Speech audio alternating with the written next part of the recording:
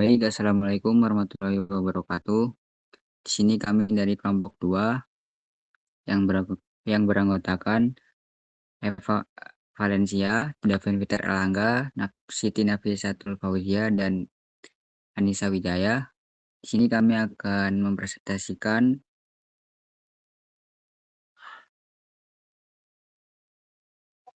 hukum Faraday. Yang pertama akan dijelaskan oleh Eva Valencia. Disilakan.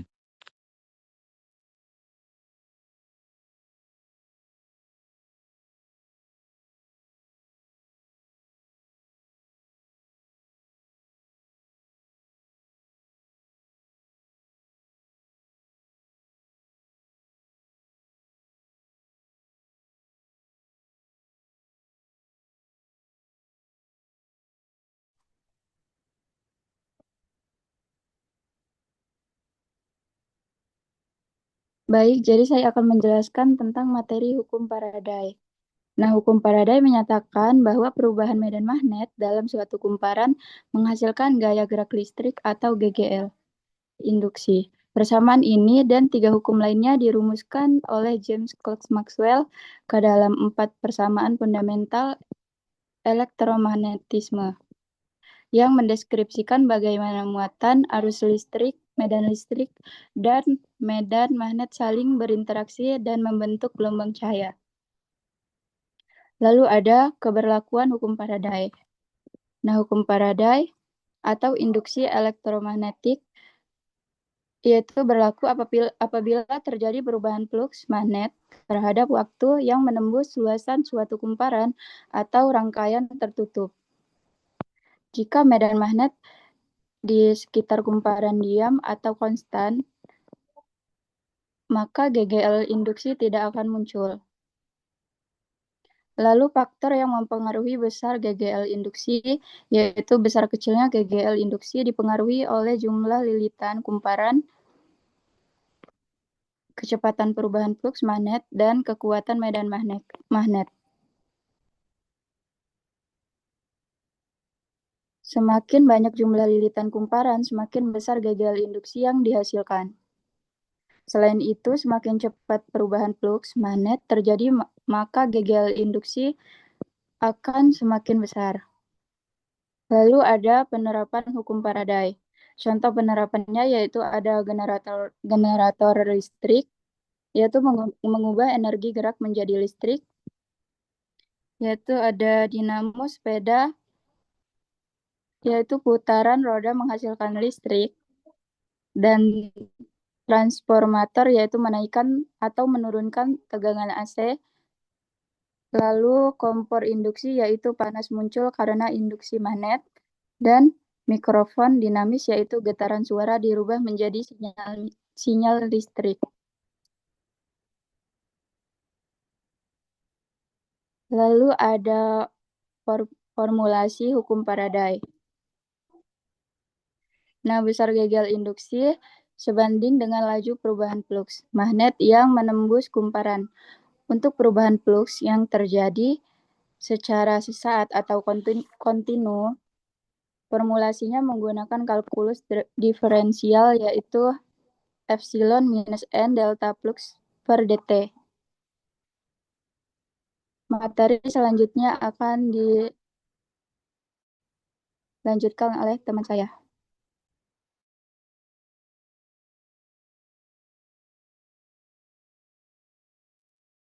Baik, yang selanjutnya adalah persamaan Maxwell.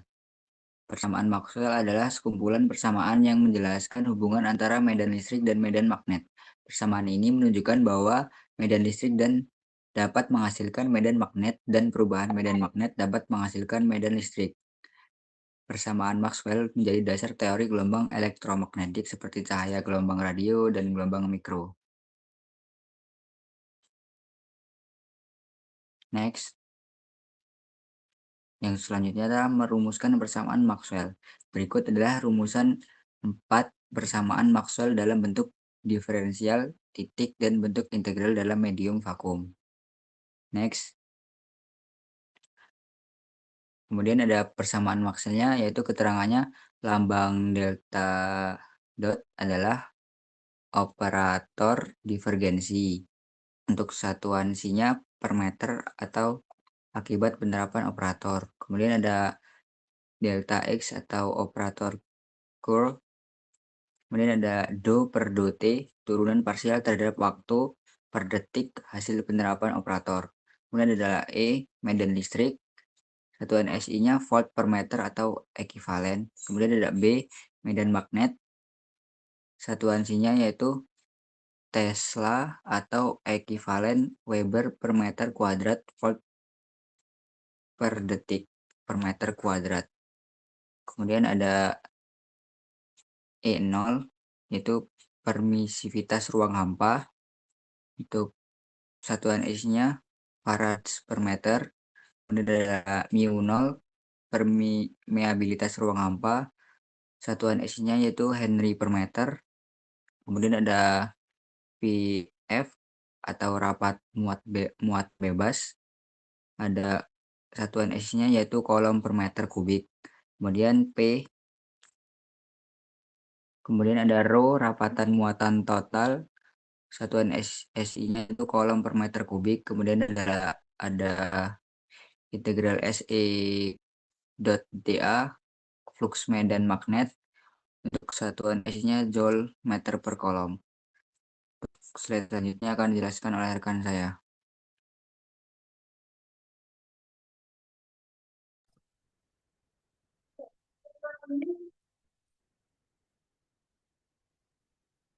Oke, selanjutnya yaitu ada persamaan Maxwell dalam bentuk verbal dan gambar. Nah, di bawah sini adalah bentuk integral dan bentuk diferensial persamaan Maxwell. Yaitu ada beberapa, ada hukum Faraday, hukum Ampere, dan hukum arus pergeseran Maxwell. Lalu ada hukum Gauss untuk medan listrik, hukum Gauss untuk medan magnet. Nah, itu ada persamaan diferensial dan integralnya di sampingnya. Oke, selanjutnya. Nah, persamaan Maxwell dalam bentuk verbal dan gambar. Nah, yang pertama yaitu ada hukum Faraday. Jika ada rapat flux listrik B yang berubah terhadap waktu dan menembus suatu bidang yang dikelilingi lintasan tertutup, maka akan menghasilkan medan listrik yaitu E yang arahnya itu sesuai dengan arah lintasan tertutup tersebut, yaitu mengelilingi bidang DS yang seperti di gambar sampingnya itu dia mengelilingi bidang DS-nya. Nah, arah rapat flux magnetik B itu dan arah medan listrik E sesuai dengan aturan atau kaidah tangan kanan. Yaitu persamaan tersebut juga dapat menjelaskan bahwa medan magnet yang berubah terhadap waktu akan menghasilkan medan listrik. Oke, next. Nah, yang kedua ada hukum Ampere dan arus pergeseran Maxwell. Jika ada rapat arus C dan rapat flux listrik D yang berubah terhadap waktu yang menembus suatu bidang DS yang dikelilingi lintasan tertutup, maka akan dihasilkan medan magnet H yang arahnya sesuai dengan lintasan tertutup tersebut, yaitu akan mengelilingi bidang DS. Nah, seperti terlihat di gambar samping. Nah, yang ketiga ada hukum Gauss untuk medan listrik. Jumlah total rapat flux yang meninggalkan suatu permukaan yang tertutup sama dengan total muatan yang dilingkupi oleh permukaan tertutup itu sendiri. Nah, persamaan ini juga menjelaskan fenomena bahwa suatu medan listrik akan menjadi sumber timbulnya medan listrik atau rapat flux listrik. Jadi, flux listrik ini pada suatu ruang sebanding dengan muatan total yang ada dalam ruangan tersebut, yang seperti gambar di samping. Nah, yang terakhir ada hukum Gauss untuk medan listrik. Persamaan keempat ini, medan Maxwell akan menjelaskan bahwa tidak ada yang dinamakan muatan magnetik sebagai sumber dan medan magnet, maupun muatan listrik yang hanyalah akan menghasilkan medan listrik. Nah, medan magnet hanya dihasilkan medan listrik yang berubah terhadap waktu seperti yang dijelaskan pada hukum Ampere. Nah, aliran flux magnet keluar neto pada permukaan tertutup sangat kecil sebesar titik sama dengan 0. Dengan teorema divergensi dapat bentuk titik hukum Gauss yaitu medan magnet sebagai berikut, yaitu ada lambda dikali B sama dengan 0. Oke, selanjutnya akan dijelaskan oleh rekan saya.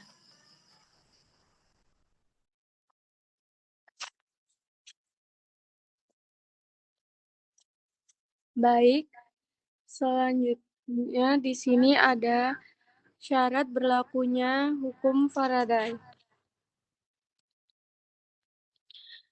Hukum Faraday berlaku ketika terjadi perubahan fluks magnetik pada suatu kumparan atau konduktor.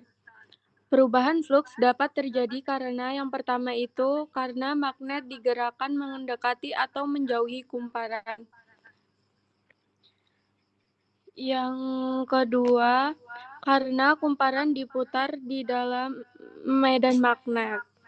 Yang ketiga, kuat medan magnet atau B berubah terhadap waktu.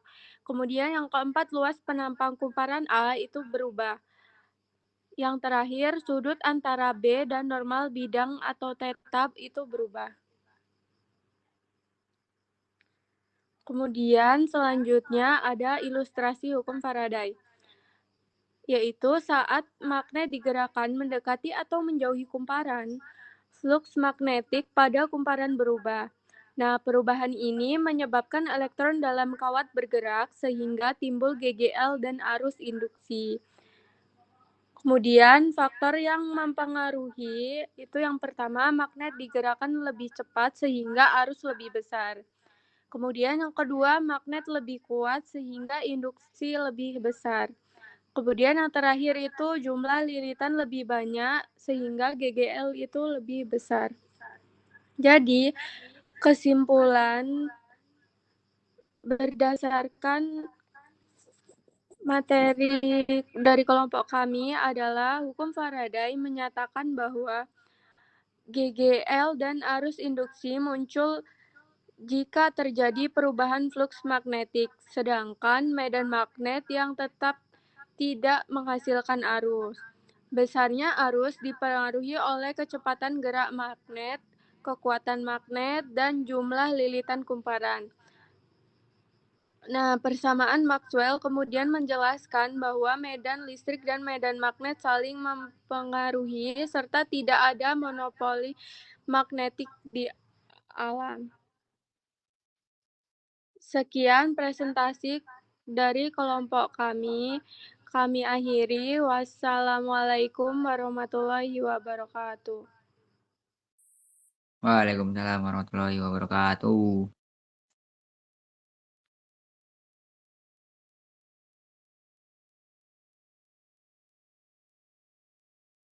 Peace, peace.